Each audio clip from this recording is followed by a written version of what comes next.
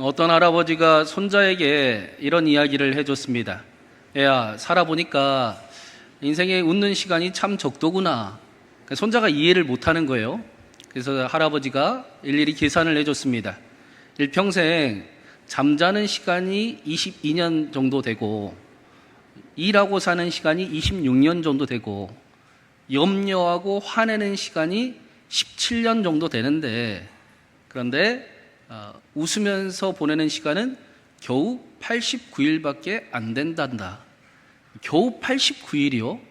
할아버지가 그것도 웃으려고 애쓰는 사람이 그렇게 사는 거지, 그렇지 못하는 사람은 평생에 89일도 웃지 못하고 살아간단다. 이 말에 소년이 충격을 받고 그때부터 삶이 바뀌기 시작을 했습니다. 작은 일에도 웃으려고 애를 쓰고, 또 나중으로 미뤄뒀던 일들을 지금 꺼내서 소중하게 하기 시작을 했습니다. 할아버지의 말씀에 소년이 자신의 삶을 소중히 여기면서 살아가기 시작을 한 겁니다. 야고보서 말씀 역시 우리에게 우리의 소중함을 계속 전해주고 있습니다. 우리가 누구인지를 알려주고 있습니다. 그래서 우리의 상식과는 전혀 다른 말씀을 우리에게 전해 주었습니다. 시험을 당하거든 기뻐하라. 낮은 형제는 높음을 자랑하라. 시험을 참는 자가 복이 있다. 하나님이 없이는 이루어질 수 없는 이야기들을 합니다. 하나님의 말씀으로 우리의 삶을 다시 관점을 정돈하고 또 복된 삶으로 이끌어가고 있는 것입니다. 오늘 내가 누구와 함께하고 있는지를, 누구와 함께 살아가는지를 계속해서 알려주고 있습니다. 사랑하는 여러분, 우리는 오늘 누구와 함께 살아가고 있습니까? 무엇이 나를 나됨을 규정합니까?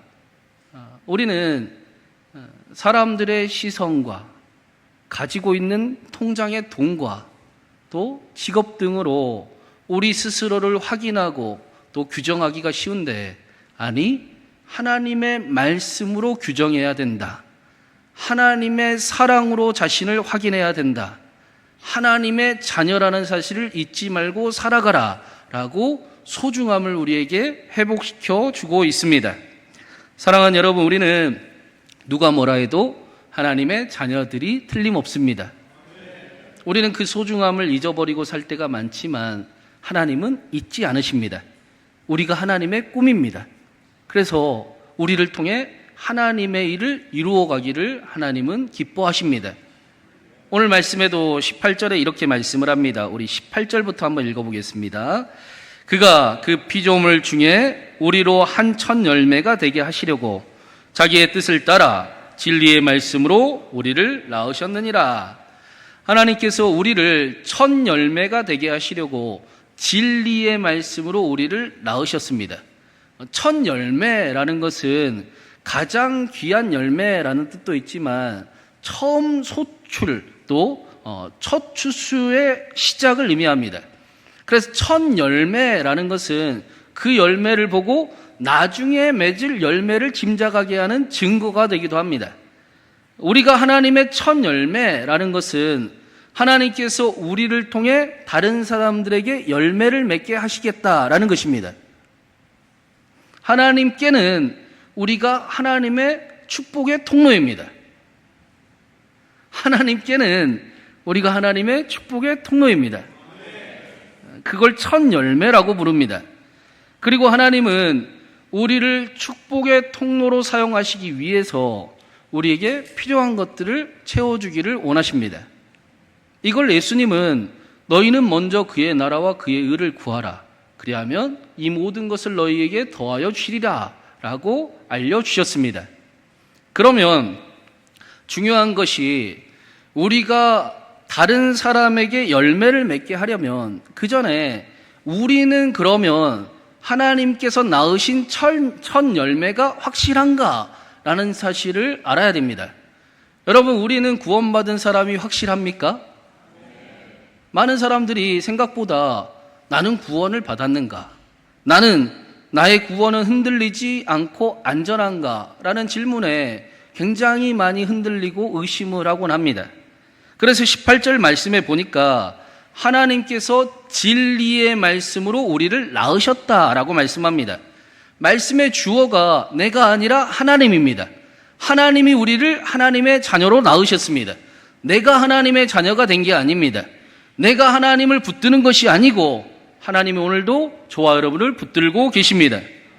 그래서 우리의 구원은 우리의 행위로 확인하면 안 되는 겁니다. 그러면 넘어지고 흔들리고 의심이 됩니다. 우리는 잘할 때도 있지만 못할 때도 있기 때문입니다. 우리의 감정으로 구원을 확인해서는 안 됩니다. 우리는 말씀으로 다시 태어난 사람들입니다. 말씀이 육신이 되어 오신 예수님으로 인해 다시 태어난 사람들입니다. 그래서 구원받은 사람들은 점점 이런 고백이 생깁니다. 하나님, 내가 예수님의 십자가가 아니면 나를 구원할 수 없는 게 없음을 내가 알고 있습니다. 예수님의 십자가밖에 없습니다. 예수님이 계셔야 됩니다.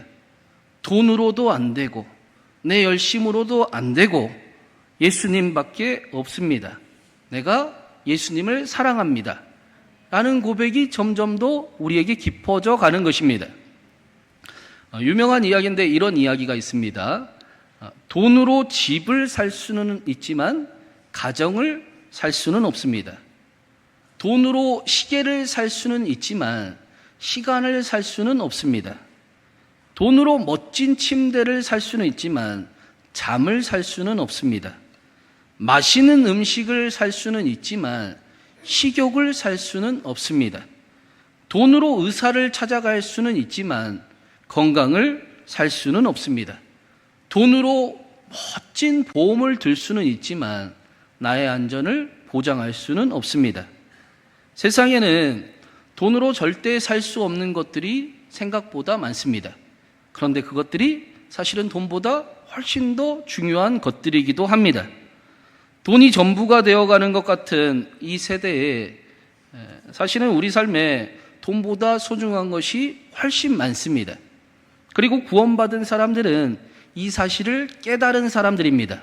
세상의 가치보다, 돈의 가치보다 하나님의 가치가 더 소중합니다. 라는 사실을 아는 사람들이 바로 저와 여러분입니다. 그래서 말씀으로 우리가 다시 태어났기 때문에 말씀이 우리의 생명이 됩니다. 말씀을 사모합니다. 말씀과 가까이 하고 싶습니다. 말씀을 알아가고 싶습니다. 심지어는 말씀을 읽지 않는 것에 죄책감을 느끼기도 합니다. 그치요?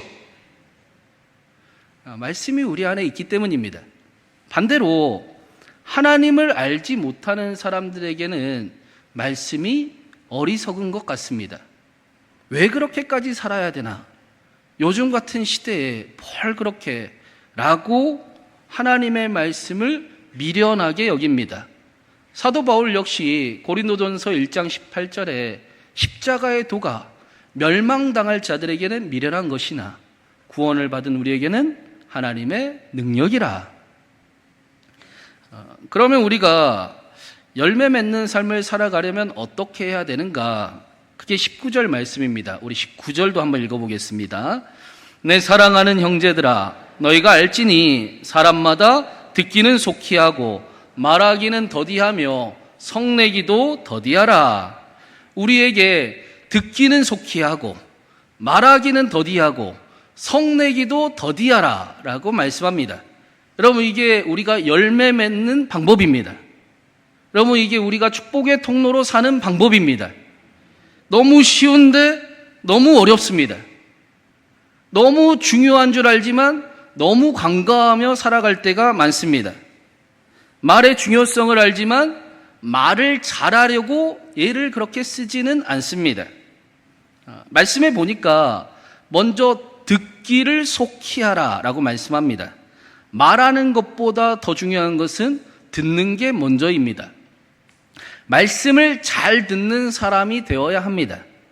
말씀을 잘 들어야 무엇이 옳은지, 어떤 말을 내가 해야 되는지를 알게 되기 때문입니다. 말씀이 내 속에 없으면 그냥 순간에 내 생각에 내 감정에 옳은 대로 말을 쏟아내게 됩니다. 그래서 문제가 생길 때가 많음을 우리는 알고 있습니다. 말씀을 속히 이해하고 듣는 것이 중요합니다. 어떤 분들은 이런 말씀을 들으면 그 사람 들으라고 하는 말인데 라고 생각하는 분들도 있을 겁니다. 그런데 하나님이 나에게 주시는 말씀입니다. 저와 여러분이 열매 맺는 사람이 되게 하시려고 오늘 우리에게 주시는 말씀입니다.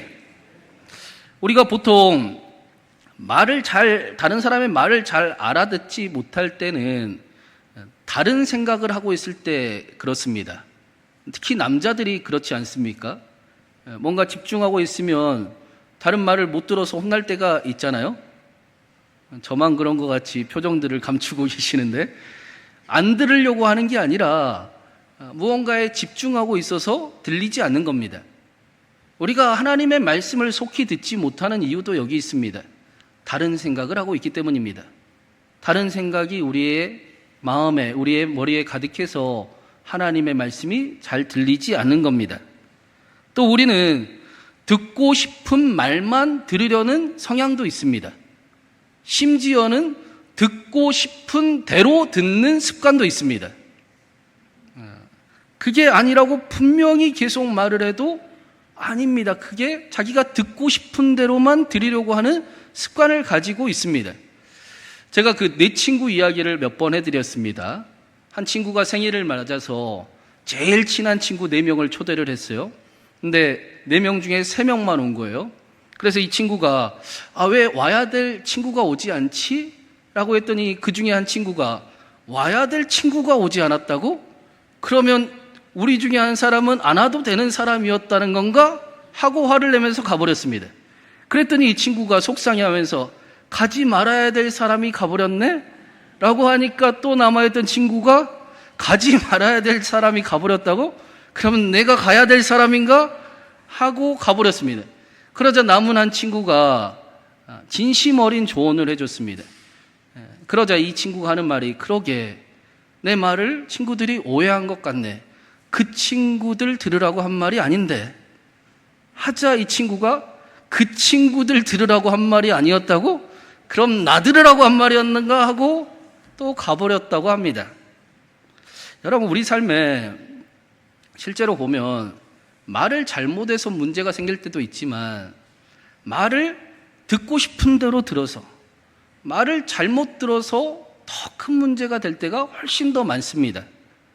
말을 잘하는 것도 물론 중요하지만 말을 잘 듣는 것은 훨씬 더 중요합니다. 우리에게는 듣고 싶은 대로 들으려고 하는 습관이 있기 때문입니다. 물론 좋은 쪽으로 해석해서 들으면 좋겠지요. 그러나 우리는 그렇지도 않습니다. 우리를 무너뜨리는 생각들을 하기가 쉽고 우리를 아프게 하는 선택을 할 때가 우리는 너무나 많습니다. 그래서 나를 살리는 말씀을 먼저 속히 듣는 것이 우리 인생에 좋습니다. 야고보 사도 역시 그렇기 때문에 우리에게 먼저 말하기를 잘하라 하지 않고 듣기를 속히 하라 라고 말씀하는 겁니다. 하나님의 말씀을 잘 듣는 사람이 아름다운 열매를 맺을 수 있기 때문입니다. 말을 잘 듣는 사람은 자연스럽게 말도 잘하게 됩니다.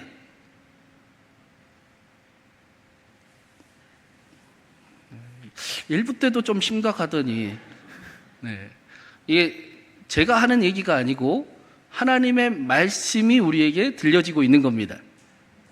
사도 야고보 역시 이어서 말하기를 더디하라라고 가르쳐주고 있습니다.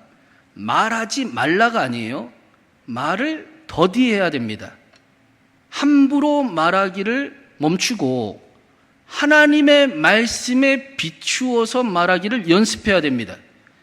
이 말이 나를 살리고 사랑하는 사람에게 정말 도움이 되는 말인가? 아니면 내 감정을 쏟아버리는 말인가를 잘 살피고 더디 말해야 됩니다. 생명을 살리는 말을 하도록 힘쓰라는 것입니다. 그래야 열매가 많이 맺힙니다. 그런데 우리는 정반대일 때가 많죠. 다른 사람이 하는 말을 다 듣기도 전에 우리의 말을 쏟아버릴 때가 있습니다. 사실은 그건 안 듣고 있었다는 말입니다. 당신이 무슨 말을 하든지 나는 당신에게 이 이야기를 할 겁니다 하고 이야기를 하는 것과 같습니다.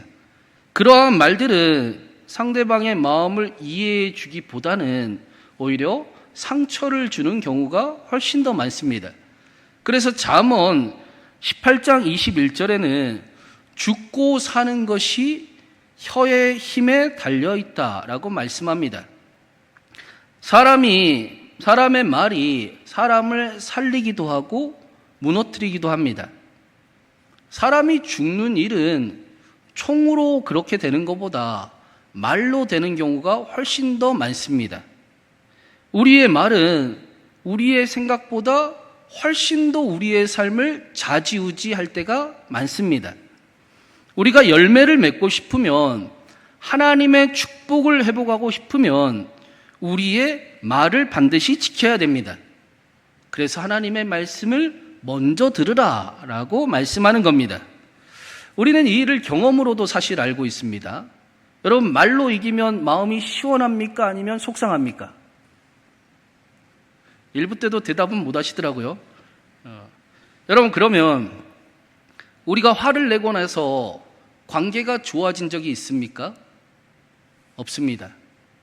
우리가 화를 내고 나서 우리의 믿음이 더 깊어진 적이 있습니까? 그럴 리가 없습니다. 말을 이기고 나면 속이 시원한 것이 아니라 한 번 더 참을 걸, 내가 또 그랬네, 아이고 나는 어쩔 수 없나? 라고 후회하고 속상한 마음이 들기 마련입니다. 왜 그렇습니까? 이 10절 말씀에 사람이 성내는 것이 하나님의 의를 이루지 못하기 때문입니다. 우리 안에는 이미 하나님의 의가 있습니다. 하나님의 뜻을 이루고 싶어하는 갈망이 있습니다. 그런데 성질을 내서 말로 이기고 나면 오히려 우리가 그렇기 때문에 넘어진 것 같은 겁니다. 하나님의 뜻과는 다른 말을 내가 쏟아버린 것을 경험하기 때문입니다. 그러면 우리가 어떻게 해야 되는가? 우리 마지막으로 21절 말씀 한번 읽어보겠습니다. 21절입니다. 그러므로 모든 더러운 것과 넘치는 악을 내버리고 너희 영혼을 능히 구원할 바 마음에 심어진 말씀을 온유함으로 받으라. 우리에게 있는 모든 더러운 것과 넘치는 악을 내어버리고 우리의 영혼을 능히 구원할 마음에 심겨진 말씀을 온유함으로 받으라 라고 말씀합니다. 여기 더러운 것은 오물, 또 우리를 더럽히는 것을 의미합니다.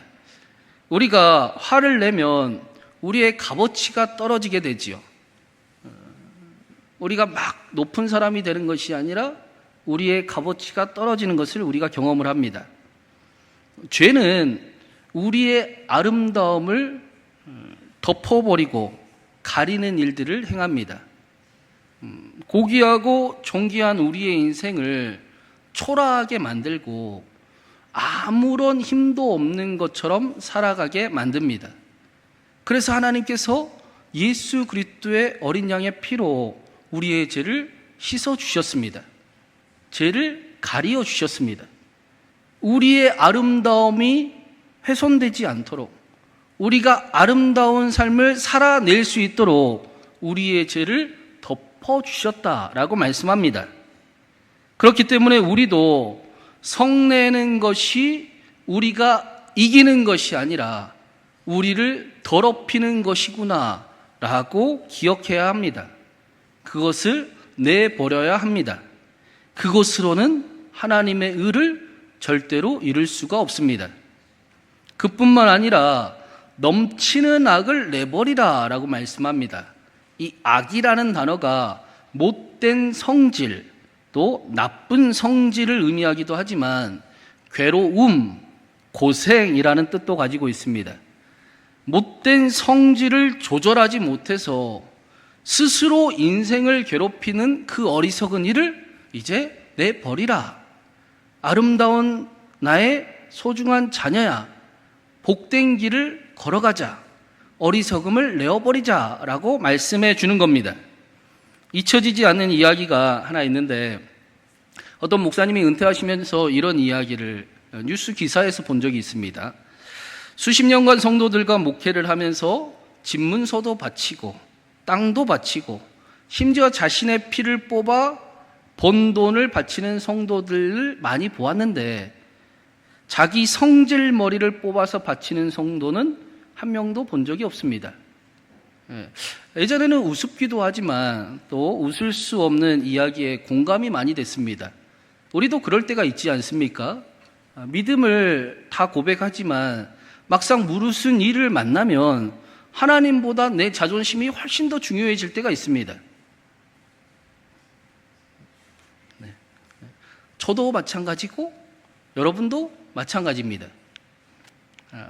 그런데 제가 목회를 해보고 말씀을 보니까 그게 아닙니다. 버리려고만 하면 안 됩니다. 우리는 버릴 수가 없기 때문입니다. 여러분, 우리의 성질머리를 뽑아서 버릴 수가 있습니까? 여러분의 자존심을 버릴 수가 있습니까? 버리는 것보다 오늘 말씀에 더 중요한 게 있습니다. 말씀을 온유함으로 받아야 됩니다. 우리 안을 말씀으로 채워야 합니다. 우리 안에 말씀이신 하나님이 계시게 해야 합니다. 그러면 우리의 혈기가 하나님을 향한 거룩한 열심이 되는 것을 경험할 수 있습니다. 우리의 고집이 하나님에 대한 대단한 믿음이 되는 것을 경험할 수 있습니다. 우리의 자존심이 하나님을 뜨겁게 사랑하는 마음이 되는 것을 경험하게 됩니다. 내 안에 혈기가 채워져 있으면 혈기가 나오고, 미움이 채워져 있으면 미움이 터져 나올 수밖에 없습니다. 그런데 하나님이 말씀으로 채워져 있으면 말이 달라지게 되고, 표정이 달라지게 되고, 삶이 달라지기 시작을 합니다. 야고보 사도 말씀처럼 우리의 영혼을 능히 구원하는 말씀을 만나게 되는 겁니다. 모세가 하나님께 붙들리고 나서 이렇게 살아가기 시작을 했습니다. 모세는 우리가 잘 알듯이 그만큼 혈기가 가득하고 자신의 의로움이 가득한 사람이 없었습니다.